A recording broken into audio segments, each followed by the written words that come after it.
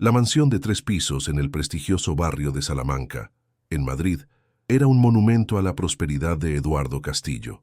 Sus jardines, meticulosamente diseñados por paisajistas de renombre, y la piscina infinita, que brillaba con una luz azulada y acogedora durante las noches, proyectaban una imagen de armonía y éxito inquebrantable para el mundo exterior. Sin embargo, atravesar las imponentes puertas de roble era como entrar en un mausoleo. El interior de la casa, a pesar de estar decorado con obras de arte y muebles de diseño que costaban una fortuna, era un laberinto de desesperación silenciosa. El aire era perpetuamente frío y tenso, una sensación que se intensificaba brutalmente durante las madrugadas, cuando un ritual de pánico y dolor se repetía con la precisión de un reloj suizo, exponiendo la chocante verdad de aquel hogar, una riqueza material que solo servía para amplificar la pobreza emocional y un luto paralizante que se negaba a ceder. En el centro de este vórtice de opulencia y angustia estaba Eduardo, un hombre de 40 años, que parecía cargar el peso de un siglo sobre sus hombros. Aquella madrugada específica, se encontraba de pie en medio de su vasta sala de estar, vistiendo un pijama de seda que, en cualquier otro cuerpo, parecería un lujo, pero en él, arrugado y desaliñado, era solo una señal más de su completo desorden interno. Sus ojeras eran 2 manchas moradas y profundas bajo unos ojos que ya no tenían brillo, y su cabello, normalmente impecable para las reuniones en el Paseo de la Castellana, estaba despeinado y sin vida. Él era la personificación del agotamiento, un arquitecto de imperios comerciales que se veía completamente impotente, un prisionero en su propia fortaleza dorada, incapaz de construir un puente sobre el abismo de dolor que lo separaba de sus hijos. El frágil silencio de la madrugada fue destrozado, como sucedía todas las noches, por el sonido agudo y desesperado de un grito infantil proveniente del piso de arriba. El sonido rasgó el aire, cargado de un terror puro y primordial que hizo que cada músculo del cuerpo de Eduardo se contrajera. Cerró los ojos con fuerza, una mueca de dolor formándose en su rostro. Era el grito de Felipe, o tal vez de Gabriel. Hacía meses que ya no podía distinguirlos. Aquel sonido era el gatillo, el inicio del ritual que tanto temía. La repetición no traía familiaridad, solo profundizaba la herida, un recuerdo constante y cruel de su fracaso como padre y protector. Hacía exactamente 8 meses, desde la mañana en que encontraron a Mariana, que la noche se había convertido en un enemigo implacable dentro de aquella casa. Subiendo las escaleras de mármol de 2 en 2 peldaños, con el corazón martilleando contra las costillas, Eduardo irrumpió en la habitación de los gemelos. El cuarto, diseñado para ser el paraíso de cualquier niño, con un techo pintado como una galaxia y estanterías repletas de los juguetes más caros y codiciados, parecía más una cámara de tortura. Las pesadas cortinas de terciopelo bloqueaban cualquier vestigio de luz exterior, creando una oscuridad opresiva. En el centro de la habitación, en una cama demasiado grande para sus cuerpos pequeños, Felipe y Gabriel estaban abrazados el uno al otro.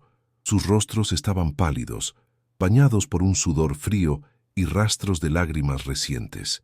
El dedo tembloroso de Felipe apuntaba a un rincón oscuro de la habitación, donde las sombras danzaban de forma amenazadora, alimentadas por sus jóvenes imaginaciones aterrorizadas.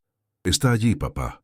La voz de Felipe era un susurro tembloroso, frágil como una hoja seca, pero cargada de una convicción aterradora. «La dama oscura ha vuelto para llevarnos». Gabriel, incapaz de formar palabras, solo sollozaba convulsivamente, su pequeño cuerpo temblando sin parar, mientras se aferraba con más fuerza a su hermano. El corazón de Eduardo, ya fragmentado, pareció romperse en 1.000.000 de pedazos más. Siguió el dedo de su hijo, su mirada, barriendo el rincón vacío donde no había nada más que un sillón caro y la oscuridad. Su mente lógica y racional de ingeniero solo veía sombras y muebles, pero su corazón de padre sentía la presencia abrumadora de aquella entidad que, para sus hijos, era tan real como el dolor que sentían por la pérdida de su madre. En la puerta de la habitación, una figura completaba la escena de desolación.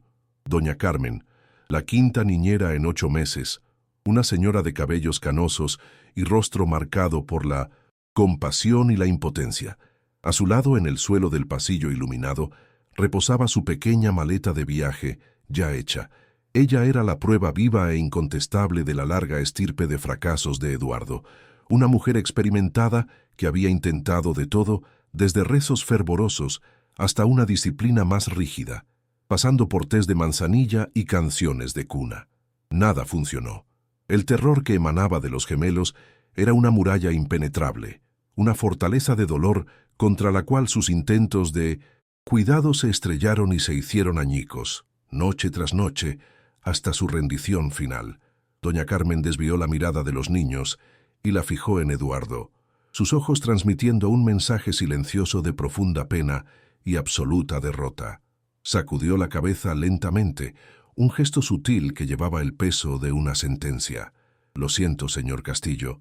Su voz era baja, casi un murmullo, pero cada sílaba resonó en la casa silenciosa como un martillazo. «No puedo luchar contra fantasmas». Hizo una pausa, dejando que la dureza de aquellas palabras se asentara. «Estos niños no necesitan una niñera, necesitan un milagro».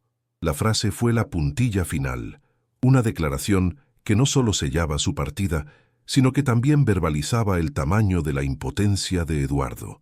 La puerta a cualquier solución convencional acababa de ser cerrada y bloqueada.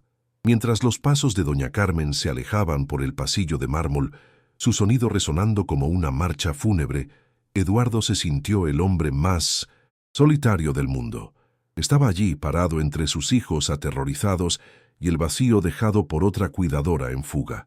El peso de aquella mansión de lujo, con sus techos altos y espacios amplios, pareció de repente abrumador, una prisión dorada que lo asfixiaba. Los jardines perfectos y la piscina brillante afuera eran una burla cruel de su realidad interna. Él, que comandaba un ejército de empleados y negociaba proyectos que cambiaban el horizonte de Madrid, era un general derrotado por el luto de 2 niños de 5 años. El silencio que se instaló tras la partida de la niñera era más ensordecedor y aterrador que los propios gritos.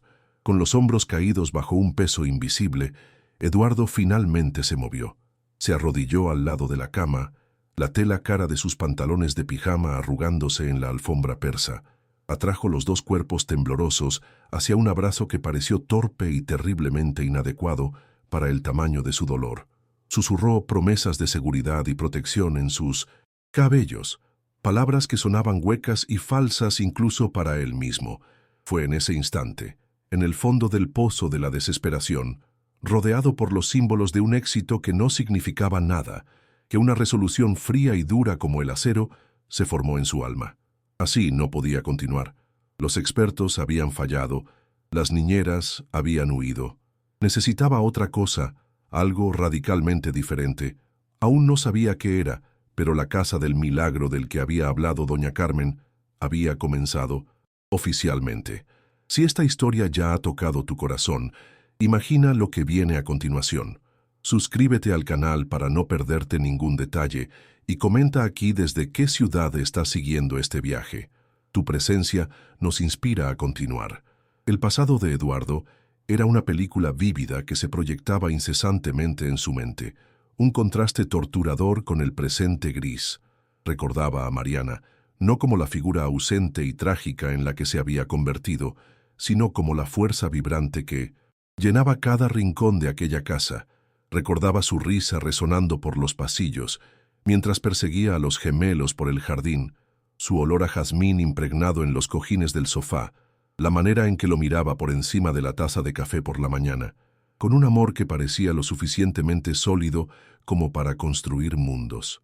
La mansión, ahora un mausoleo frío, había sido un santuario de felicidad, un testimonio de un amor que él creía eterno. Cada objeto de decoración, cada habitación, era un gatillo para un recuerdo doloroso, un fantasma de una vida que le había sido robada abruptamente. Esa dicotomía entre el pasado y el presente alimentaba su conflicto interno más profundo. En su oficina en el Paseo de la Castellana, él era el solucionador, un hombre que miraba planos complejos, presupuestos de millones de euros y disputas contractuales con una claridad y confianza que intimidaban a sus competidores. Era un maestro de la lógica, un titán de la industria que doblegaba la realidad a su voluntad a través de negociaciones y estrategias brillantes. Sin embargo, al cruzar la puerta de su propia casa, toda esa genialidad se evaporaba, dejando atrás solo a un padre roto. La impotencia que sentía era una humillación diaria. Podía levantar rascacielos, pero no podía calmar el llanto de sus hijos. Podía gestionar a miles de empleados, pero no podía administrar el dolor en su propio corazón. Los 8 meses desde la muerte de Mariana fueron un desfile sombrío de intentos fallidos. Primero vinieron los expertos, una psicóloga infantil de renombre, con una consulta impecablemente blanca y un tono de voz condescendiente que intentó aplicar protocolos de gestión de trauma en los niños, tratándolos como un rompecabezas a resolver. Ellos se encogieron bajo su mirada analítica, negándose a decir una sola palabra. Después, un terapeuta familiar que insistía en sesiones donde intentaba racionalizar la muerte, diciéndoles que mamá estaba en un lugar mejor, una frase que solo aumentaba el miedo de que la dama oscura pudiera llevarlos al mismo lugar misterioso. Cada especialista que se iba dejaba atrás un silencio más pesado y a 2 niños aún más recluidos en su mundo de terror. Las niñeras no fueron mejores. Estuvo la severa, que creía que la disciplina rígida y una rutina militar podrían expulsar las tonterías de sus cabezas. Duró 3 noches, hasta que el terror nocturno de Felipe alcanzó un pico febril. Estuvo la excesivamente cariñosa, que los asfixiaba con pena, tratándolos como muñecos de porcelana rotos, lo que solo reforzaba su sensación de fragilidad. Y finalmente, doña Carmen, cuya rendición final parecía ser la prueba definitiva de que no había esperanza. Eduardo gastó una fortuna, consultó a los mejores nombres, pero cada intento era como arrojar piedras a un pozo sin fondo. El único resultado era el eco de su propio fracaso. La casa se había convertido en un laboratorio de dolor, donde cada nuevo experimento solo confirmaba la hipótesis de la desesperación. Al día siguiente de la partida de doña Carmen, Eduardo, movido por un último hilo de esperanza, programó entrevistas con 3 nuevas candidatas. Las 2 primeras parecían salidas de un manual de reclutamiento de élite. La primera era una psicóloga con un máster en duelo infantil, que traía consigo una carpeta gruesa llena de gráficos y artículos científicos. Habló directamente con Eduardo, ignorando a los niños que se escondían detrás de sus piernas, usando términos como intervención cognitivo-conductual y de sensibilización sistemática. Su presencia clínica y distante hizo que la habitación pareciera una consulta, y los gemelos se encogieron aún más, sus manitas agarrando la tela del pantalón de Eduardo con fuerza. La segunda candidata era una pediatra jubilada, una mujer de postura rígida y mirada severa, que se presentó con una lista de referencias impecables. Se acercó a los niños, como si estuviera diagnosticando una enfermedad rara. Intentó examinar sus reflejos, les miró a los ojos con una pequeña linterna y les preguntó sobre sus patrones de sueño y alimentación con una objetividad aterradora. Felipe comenzó a gemir bajito, y Gabriel escondió el rostro completamente en la pierna de su padre. Para ellas, los niños no eran niños sufriendo, eran un caso de estudio, un problema complejo a descifrar y catalogar. Eduardo sintió una oleada de rabia y desesperación. Estaba a punto de despedir a la tercera candidata, incluso antes de que llegara. Fue entonces cuando apareció Clara Romero. Llevaba 20 minutos de retraso, un fallo que normalmente sería imperdonable para Eduardo. Entró en la sala de estar no con la arrogancia de las otras, sino con una calma casi desconcertante. Su apariencia era la antítesis de aquel ambiente lujoso. Vestía un sencillo vestido de algodón, sus cabellos rizados estaban un poco despeinados por la fina llovizna que caía afuera, y a su lado había una maleta antigua, de cuero gastado, que parecía haber viajado durante décadas. No había diplomas en sus manos ni una postura de experta, solo había una serenidad en sus ojos castaños y una sonrisa genuina que no pedía disculpas, sino que parecía comprender. Eduardo la miró con escepticismo, el cansancio y la irritación estampados en su rostro. Estaba listo para despedirla con una excusa educada. Otra pérdida de tiempo. Notó la simplicidad de su ropa, la falta de credenciales formales que las otras habían ostentado con tanto orgullo. No encajaba en el perfil, no encajaba en el barrio de Salamanca, no encajaba en su vida meticulosamente construida. Era una anomalía, una pieza fuera de lugar. Sin embargo, había algo en su quietud, una ausencia de pretensión, que lo hizo dudar. Hizo un gesto cansado para que se sentara, más por educación que por interés real. La vulnerabilidad de Clara, sin embargo, era solo superficial. Su verdadera fuerza no residía en certificados colgados en la pared, sino en una inteligencia emocional forjada en el fuego de la vida real. Criada en un pequeño y polvoriento pueblo en Andalucía, era la mayor de 6 hermanos. Desde temprana edad aprendió el arte de calmar cólicos de bebés, contar historias para distraer del hambre y mediar en disputas infantiles con una sabiduría que ninguna universidad podría enseñar. Su mayor prueba de fuego fue cuidar de su propia madre, postrada en cama por una enfermedad degenerativa durante años, un trabajo que exigió una paciencia infinita, una empatía profunda y una capacidad de encontrar luz en los días más oscuros. Su maleta gastada no contenía currículums, sino la experiencia de toda una vida dedicada al cuidado. Y entonces ocurrió el momento que lo cambiaría todo. Clara no se dirigió a Eduardo. Ignoró por completo el caro sillón que le habían ofrecido. En su lugar caminó lentamente hasta donde estaban los niños escondidos y sin decir una palabra se arrodilló en la alfombra persa. No los intimidó con preguntas o análisis. Simplemente se puso a su nivel, haciéndose pequeña para que ellos pudieran sentirse grandes. Sus ojos se encontraron con los de ellos, y por primera vez en aquel día, los niños no retrocedieron. Vieron algo diferente en su mirada. No pena, no curiosidad clínica, sino un reconocimiento amable y una aceptación silenciosa de su miedo. Con la voz suave, que parecía llevar el calor del sol andaluz, hizo la pregunta que rompió el hechizo de desesperación que flotaba sobre aquella casa. ¿Os gustan las historias de dragones? ¿Valientes? La pregunta era tan inesperada, tan fuera de lugar en la atmósfera de luto y terapia, que pareció crear una pequeña burbuja de magia en el aire. Eduardo observó, paralizado. Vio lo que no había visto en 8 meses, un destello de curiosidad en los ojos de Gabriel, un movimiento casi imperceptible de los labios de Felipe que se curvó en la sombra de una sonrisa. Fue el primer y minúsculo atisbo de infancia en medio de una montaña de trauma. La reacción de los niños fue la respuesta que Eduardo buscaba sin saberlo. Felipe, el más hablador de los dos, asintió vacilante, un movimiento de cabeza casi imperceptible.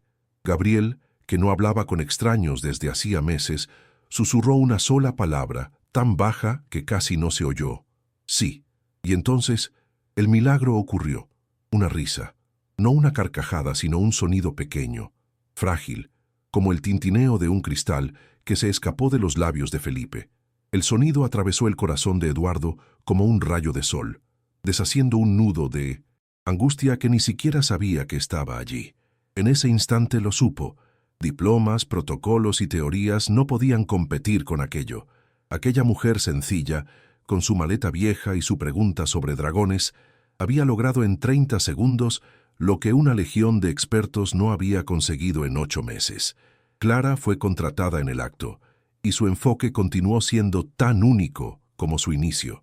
No intentó luchar contra el miedo de los niños, ni negar la existencia de la Dama Oscura. En su sabiduría intuitiva, entendió que luchar contra la oscuridad solo la fortalecía.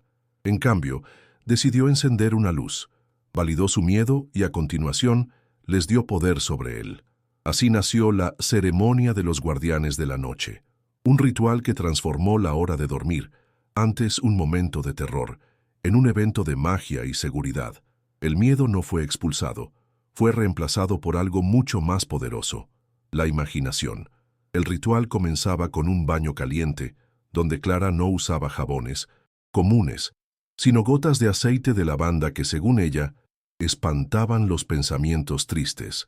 Después, juntos, Iban a la ventana de la habitación y colgaban pequeños carillones de viento, cuya melodía suave, explicaba Clara, creaba una barrera sonora que las malas energías no podían atravesar. El toque final era el más importante, una pequeña caja de madera donde guardaban cristales protectores, piedras de colores y lisas que ella había traído de su pueblo. Cada noche, los niños elegían sus cristales y los colocaban alrededor de la cama, construyendo un escudo protector mágico e infranqueable. El elemento central de la ceremonia eran las historias. Una vez que el escudo de cristales estaba montado, Clara se sentaba al borde de la cama y con su voz calmada y envolvente tejía cuentos de aventura. Pero no eran historias cualesquiera. Los protagonistas eran siempre dos hermanos valientes, llamados Felipe y Gabriel, caballeros intrépidos que montaban dragones majestuosos y leales. En estas historias no eran víctimas pasivas del miedo, eran héroes activos, exploradores de cuevas de cristal, salvadores de reinos encantados y, sobre todo, protectores el uno del otro. La Dama Oscura a veces aparecía, pero en las historias de Clara era solo una sombra débil que se disipaba ante la luz del coraje de los niños y el fuego de sus dragones. Muchas noches, Eduardo se detenía en el pasillo, escondido en la penumbra de la puerta entreabierta, y observaba la escena. Lo que veía era una transformación que desafiaba toda lógica. Veía a sus hijos, antes encogidos y aterrorizados, ahora sentados en la cama, con los ojos brillantes de emoción. Los oía interactuar con la historia, gritando sugerencias para sus yo heroicos, riendo de las travesuras de los dragones. Veía sus hombros, antes tensos y encorvados, relajarse por completo. Veía a Clara, cuya presencia era un bálsamo, conduciendo aquel ritual con una paciencia y un cariño que eran casi sagrados. No solo estaba viendo a una niñera cuidando de sus hijos, estaba presenciando un acto de curación, un milagro silencioso ocurriendo justo allí, en la habitación de al lado. Lenta pero constantemente, la presencia de Clara comenzó a cambiar la vibración de toda la casa. El silencio opresivo dio paso a sonidos que Eduardo pensó que nunca más oiría. El aroma de pastel de naranja horneándose en el horno flotaba por la cocina por la tarde. El sonido bajo de risas venía del jardín, donde Clara enseñaba a los niños a hacer pompas de jabón gigantes. Y lo más importante, no trataba la memoria de Mariana como un tabú. Al contrario, hablaba de ella abiertamente, con naturalidad y respeto. «La mamá de ustedes era muy bonita, ¿verdad?», decía ella, mirando una foto. «Estoy segura de que es la estrella más brillante del cielo, cuidando de sus valientes caballeros». Este enfoque amable e inclusivo tuvo un efecto profundo no solo en los niños, sino también en Eduardo. Empezó a ver más allá de la apariencia sencilla y la falta de diplomas de Clara. Veía a una mujer de una sabiduría inmensa, cuya fuerza no provenía de la arrogancia intelectual, sino de una profunda fuente de compasión. Se encontró esperando ansiosamente volver a casa al final del día, ya no con el pavor del ritual nocturno, sino con curiosidad por saber qué nueva aventura tendrían los guardianes de la noche. La casa se estaba convirtiendo lentamente en un hogar de nuevo, y el epicentro de esa transformación era Clara. Con el paso de las semanas, la relación entre Eduardo y Clara comenzó a evolucionar. Las conversaciones dejaron de ser solo sobre la rutina de los niños. Se encontró compartiendo con ella las presiones de su trabajo, sus frustraciones, sus miedos. Ella escuchaba con una atención genuina, sin juicios, ofreciendo perspectivas simples pero sorprendentemente perspicaces. Ella hablaba de su familia en Andalucía, de las pequeñas alegrías de su vida sencilla, y en sus palabras, Eduardo encontraba una paz que el dinero y el éxito nunca le habían proporcionado. Una conexión sutil pero poderosa se estaba formando entre ellos, una chispa de calor en el invierno de su luto. Y con esa chispa vino la culpa, una culpa abrumadora y paralizante. Una noche, después de compartir una risa genuina con Clara en la cocina, se retiró a su despacho y miró el portarretratos de Mariana en su escritorio. La sonrisa de ella en la foto pareció acusadora. Se sintió un traidor. ¿Cómo se atrevía a sentir algo parecido a la alegría o, peor, a la atracción, cuando la mujer de su vida ya no estaba allí. El miedo lo dominó, el miedo de que cualquier nueva felicidad fuera una ilusión, una estructura frágil que podría derrumbarse en cualquier momento, causando una nueva ola de dolor y pérdida para sus hijos. Amar de nuevo parecía no solo una traición a la memoria de Mariana, sino un riesgo imperdonable para el frágil bienestar de Felipe y Gabriel. El conflicto interno de Eduardo comenzó a desbordarse, envenenando la atmósfera de curación que Clara había construido con tanto esfuerzo. Se volvió distante, alternando entre momentos de cálida conexión con Clara y períodos de fría formalidad. Llegaba tarde del trabajo, usando el exceso de reuniones como excusa para evitar las cenas familiares que él mismo había comenzado a disfrutar. Quería acercarse a ella, pero el fantasma de Mariana y el miedo a un nuevo fracaso lo mantenían encadenado. Estaba atrapado entre la promesa de un futuro y la lealtad a un pasado que no podía dejar atrás. Los niños, con su aguda sensibilidad para las corrientes emocionales invisibles, notaron el cambio de inmediato. La tensión entre los dos adultos era un ruido de fondo perturbador en su nueva y frágil paz. Veían las miradas no dichas, sentían el espacio que Eduardo ponía entre él y Clara, oían la vacilación en su voz. La seguridad que habían comenzado a sentir empezó a flaquear. La casa, que se estaba convirtiendo en un refugio, volvió a tener zonas de incertidumbre. El miedo, que había sido adormecido por las historias de dragones, comenzó a agitarse de nuevo en las sombras, amenazando con despertar. La inestabilidad emocional culminó en una noche particularmente difícil. Por primera vez en meses, Felipe se despertó llorando y descubrió que se había orinado en la cama. La vergüenza y el miedo en su carita eran un retroceso doloroso para todos. Cuando Clara y Eduardo corrieron a la habitación, no fue la dama oscura lo que Felipe mencionó. Su miedo ahora tenía un nuevo nombre, una nueva forma. Miró a los dos adultos parados juntos, pero emocionalmente a kilómetros de distancia, y su pequeño cuerpo temblaba mientras verbalizaba el miedo que la tensión de ellos había plantado en su corazón. Aferrado al pijama de Clara, con lágrimas corriendo por su rostro, Felipe miró a Eduardo y dijo las palabras que expusieron el núcleo del problema.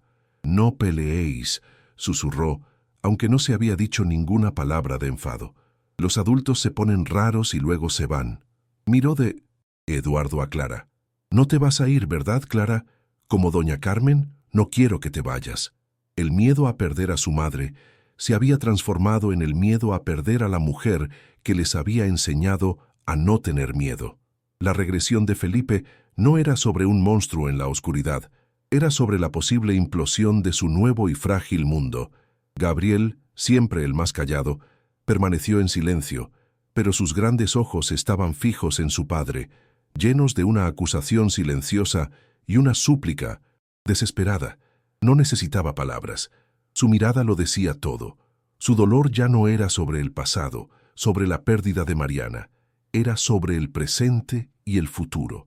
Era sobre la posibilidad de perder a Clara, la guardiana de sus noches, la contadora de historias, la única persona que había logrado llegar a la orilla de su isla de dolor y plantar una semilla de esperanza.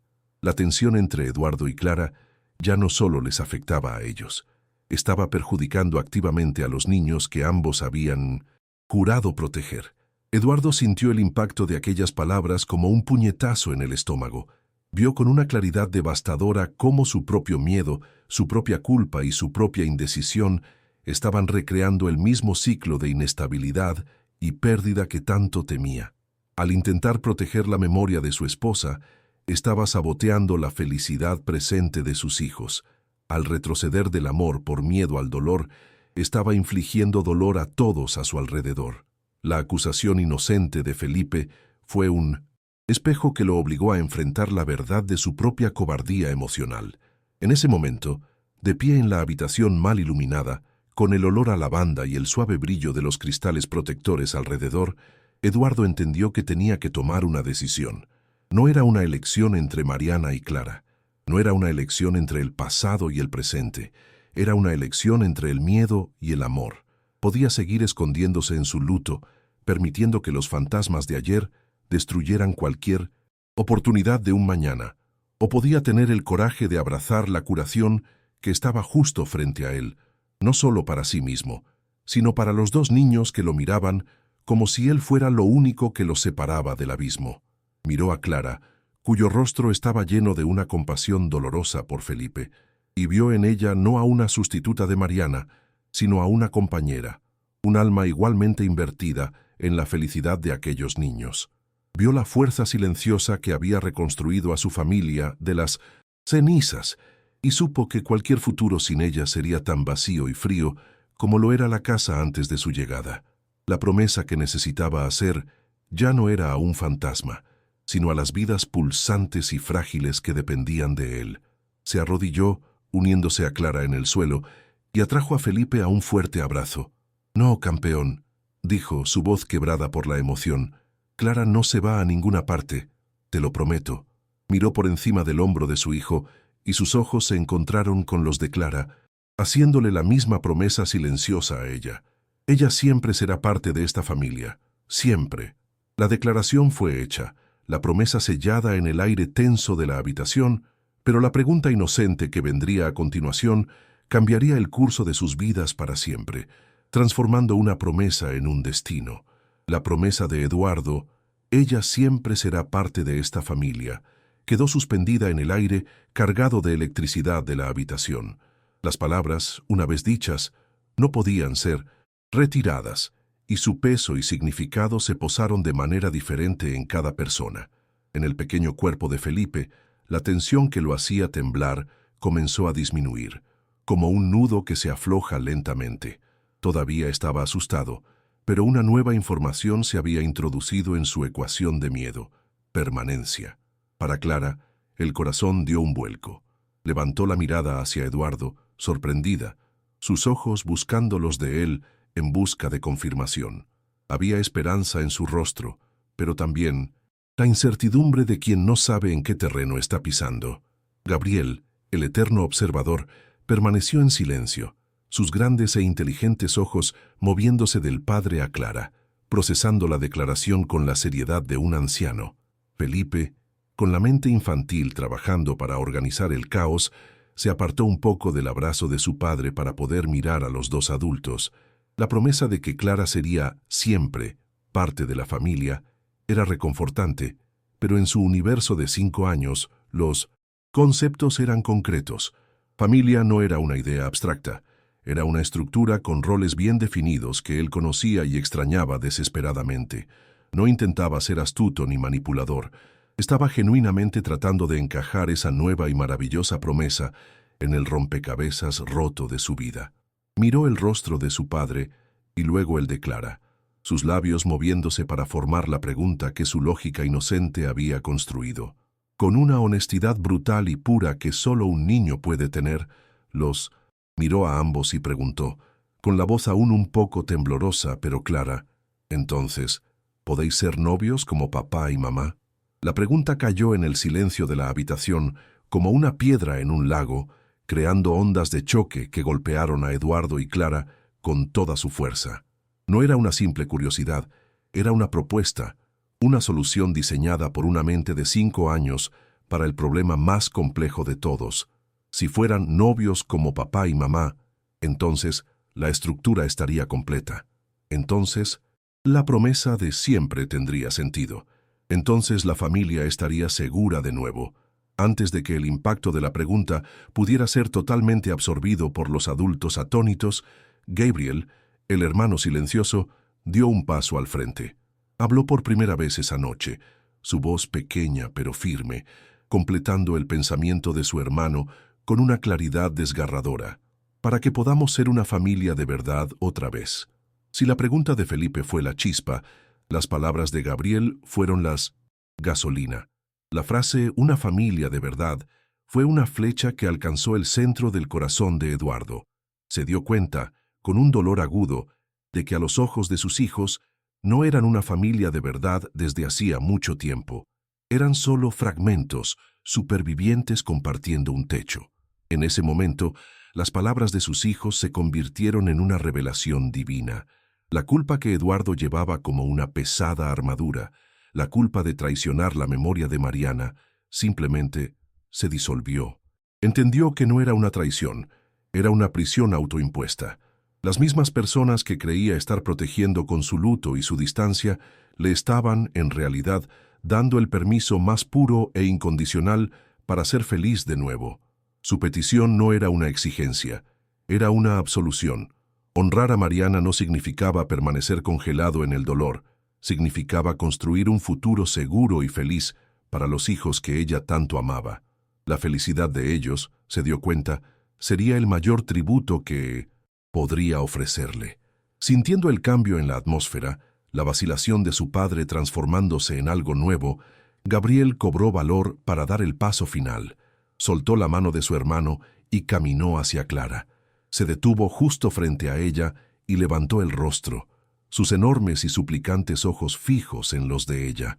Con una vulnerabilidad que desarmaría a cualquier ejército, hizo la petición más profunda de todas. ¿Y puede ser nuestra nueva mamá? La pregunta fue directa, sin filtros, la máxima expresión de su necesidad. No pedían que reemplazara a la madre que perdieron. Pedían que sanara la herida abierta de la ausencia, que ocupara un papel que estaba dolorosamente vacío. Clara sintió como si el aire hubiera sido succionado de sus pulmones. Una oleada de emoción tan fuerte la golpeó que tuvo que ponerse la mano en el pecho. Las lágrimas brotaron de sus ojos y se desbordaron, rodando silenciosamente por sus mejillas. Esto iba mucho más allá de cualquier descripción de trabajo. Era una invitación al lugar más sagrado en el corazón de un niño. Miró aquellos dos pequeños rostros, el dolor y la esperanza mezclados en sus ojos, y vio no solo su luto, sino su propio reflejo. La niña que cuidó de sus 5 hermanos, la mujer que cuidó de su madre enferma, el alma que nació para nutrir. Todo en su vida la había preparado para ese momento, pero no respondería, aún no. Levantó la mirada hacia Eduardo, y sus ojos llenos de lágrimas hicieron la pregunta silenciosa. ¿Y tú? ¿Qué quieres tú? Eduardo sintió la mirada de Clara sobre él y supo que el momento de la verdad había llegado. Ya no había dónde huir. Se levantó del suelo, pero no para alejarse. Se puso de pie, un hombre transformado, la indecisión barrida de su semblante. Miró primero a sus hijos, luego su mirada se posó y permaneció en Clara. Su voz, cuando habló, estaba quebrada, pero cargada de una nueva e inquebrantable certeza. «Tienen razón, Clara», dijo, las palabras dirigidas a ella, pero destinadas a sanarlos a todos. «Tuve tanto miedo de traicionar el pasado que estaba destruyendo su presente, y el mío». Fue una confesión, una declaración de su fracaso y al mismo tiempo de su liberación. Dio un paso hacia ella, acortando la distancia física y emocional que los había separado durante tanto tiempo. Tomó la mano de ella entre las suyas. Sus manos, normalmente suaves por una vida de oficina, sintieron la fuerza y el calor de la mano de ella, una mano que sabía cuidar. «Ya no quiero ser solo, tu jefe, Clara, y no quiero que seas solo la niñera de mis hijos». Hizo una pausa, dejando que el peso de sus siguientes palabras llenara la habitación. «Quiero que seamos una familia de verdad», como dijo Gabriel, «si tú también quieres». La propuesta ya no era sobre los niños, era sobre ellos, era su propia petición, su propia declaración de amor, finalmente libre de las cadenas del miedo. Los niños contuvieron la respiración, sus ojos moviéndose entre los dos adultos. El aire ya no estaba pesado de miedo, sino vibrando con una esperanza casi insoportable.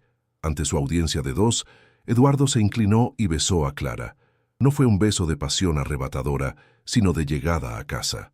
Fue un beso tierno, lleno de gratitud silenciosa, de promesas no dichas y de un profundo alivio. Fue el sello de un nuevo pacto, un acto silencioso y definitivo que hizo real todo lo que acababa de decirse. En ese beso, la vieja familia fue honrada y la nueva familia nació. Cuando se separaron, ambos, con los rostros mojados por las lágrimas, se giraron para mirar a los niños. La transformación fue instantánea y milagrosa. Los rostros llorosos habían desaparecido. Una sonrisa lenta pero radiante se extendió por el rostro de Felipe, iluminándolo desde dentro. Gabriel, el niño de las tristezas silenciosas, soltó un suspiro largo y feliz, un sonido de pura y absoluta rendición al alivio. El mundo, que había sido un lugar aterrador y confuso, de repente volvía a tener sentido. Las piezas rotas de sus vidas no se pegaron de nuevo en su forma antigua, sino que encajaron en una nueva imagen, una imagen aún más hermosa. Con un sollozo que era mitad risa, mitad llanto de alegría, Clara se arrodilló y abrió los brazos. Los dos niños corrieron hacia ella, hundiéndose en su abrazo como si encontraran un puerto seguro después de una larga tormenta. Eduardo se arrodilló detrás de ellos, envolviéndolos a los tres en sus propios brazos, formando un círculo completo. Allí, en el suelo de la habitación de los niños, rodeados de cristales de colores y carillones de viento, se convirtieron en un capullo de perdón, esperanza y un nuevo comienzo. La Dama Oscura no había sido derrotada por un ritual mágico, sino desterrada para siempre por la luz deslumbrante del coraje de amar de nuevo. ¿Te está gustando esta historia? Deja un like y suscríbete al canal. Ahora continuamos con el vídeo. Los meses que siguieron a aquella noche transformadora fueron como ver el amanecer después de una tormenta interminable. La mansión en el barrio de Salamanca, antes una tumba silenciosa, resucitó. Las pesadas cortinas de terciopelo se abrieron y la luz del sol de Madrid, antes un intruso no deseado, ahora inundaba los pasillos, danzando sobre el mármol y calentando las habitaciones. El silencio opresivo fue reemplazado por la banda sonora de una vida familiar feliz. El sonido de las risas de Felipe y Gabriel resonando desde el jardín. La radio de la cocina tocando una melodía alegre, mientras Clara les enseñaba a hacer galletas, y la voz tranquila y relajada de Eduardo, despojada de la tensión que lo atormentaba. La casa finalmente cumplía su promesa, convirtiéndose no en una exhibición de riqueza, sino en un verdadero santuario de paz y amor. La boda de Eduardo y Clara no fue un evento para las columnas sociales, sino una celebración de la vida, realizada en el mismo jardín que, meses antes, parecía burlarse del dolor de Eduardo. Fue una ceremonia íntima, con la presencia solo de la familia más cercana, incluidos los 5 hermanos de Clara, que viajaron desde Andalucía trayendo consigo la sencillez y el calor de sus raíces. En un gesto de profundo respeto y madurez, la memoria de Mariana fue tejida en la celebración. Sus flores favoritas, las rosas blancas, estaban por todas partes, no como un sombrío recordatorio de la pérdida, sino como un reconocimiento de que el amor que la precedió abrió el camino para el amor que ahora florecía. Fue la prueba de que un nuevo comienzo no exige borrar el pasado. Felipe y Gabriel fueron los protagonistas de la ceremonia. Vestidos con pequeños trajes idénticos, caminaron por el césped de la mano, llevando las alianzas en un pequeño cojín de seda. La expresión en sus rostros no era de ansiedad o confusión, sino de una alegría pura y radiante. Se quedaron al lado de Eduardo y Clara durante los votos, cada uno sosteniendo una de las manos de Clara, como si estuvieran anclando físicamente esa nueva formación familiar. Su presencia, confiada y segura, era el testimonio más poderoso de la curación que había ocurrido. Ya no eran las víctimas de una tragedia, sino los orgullosos arquitectos de su nueva felicidad. La prueba viviente de que la resiliencia infantil puede florecer en el suelo del amor y la seguridad. Para sellar esta nueva etapa, la familia hizo su primer viaje juntos a la casa de la playa en Marbella. El lugar, cargado de recuerdos felices con Mariana, fue elegido deliberadamente no para olvidar, sino para añadir nuevas capas de felicidad. Era un acto consciente de reescribir el significado de ese espacio, de permitir que nuevas risas se mezclaran con los ecos de las antiguas. La imagen de ellos en la playa al atardecer era un retrato perfecto de la redención. Los 4 juntos, construyendo un elaborado castillo de arena, con Eduardo cavando el foso, Clara decorando las torres con conchas y los niños corriendo a buscar agua al mar, sus carcajadas llevadas por la brisa. Era la simple y profunda normalidad que Eduardo creía haber perdido para siempre. La transformación de Eduardo trascendió las paredes de su casa. El hombre que volvió a ocupar su silla de presidente en el Paseo de la Castellana no era el mismo. El dolor que experimentó lo humanizó, dándole una nueva perspectiva sobre la fragilidad humana. Usó su poder no solo para construir edificios, sino para construir apoyo. Implementó en Constructora Castillo una nueva política de bienestar, creando un fondo especial y un programa de licencia remunerada extendida para empleados que enfrentan duelos familiares o crisis de salud mental. El arquitecto de imperios se convirtió también en un arquitecto de compasión, transformando su dolor personal en un legado de cuidado hacia los demás. En casa, se establecieron nuevos rituales, fusionando el pasado y el futuro de una manera sana y amorosa. La ceremonia de los guardianes de la noche continuó, pero ahora era más un juego divertido que una defensa contra el terror. Además, crearon la caja de recuerdos de mamá, una hermosa caja de madera donde Felipe y Gabriel podían guardar dibujos, fotos o pequeñas cartas que escribían para su mamá del cielo. Clara fomentaba este ritual, enseñándoles con su sabiduría amable que el corazón tiene una capacidad infinita de amar y que el amor por ella no disminuía en nada el amor que sentían por Mariana. El amor no se dividía, se multiplicaba.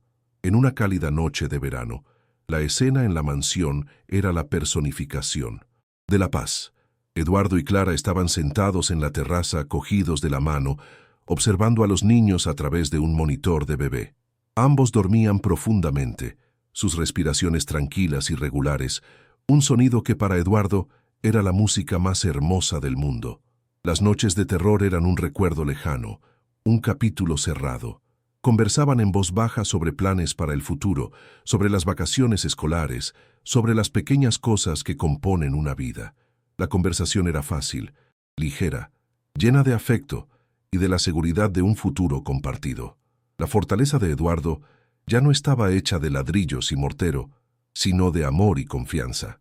Mirando a la mujer a su lado, cuyo amor silencioso había reconstruido su mundo, Eduardo reflexionó en voz alta sobre su viaje.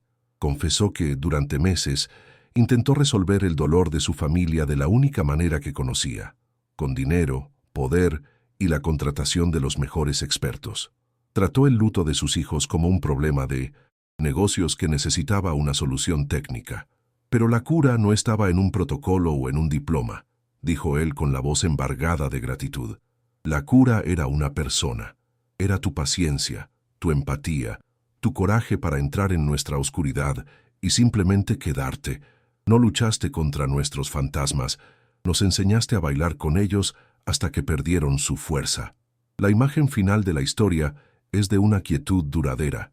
Clara apoya la cabeza en el hombro de Eduardo y juntos miran las luces de Madrid parpadeando a lo lejos.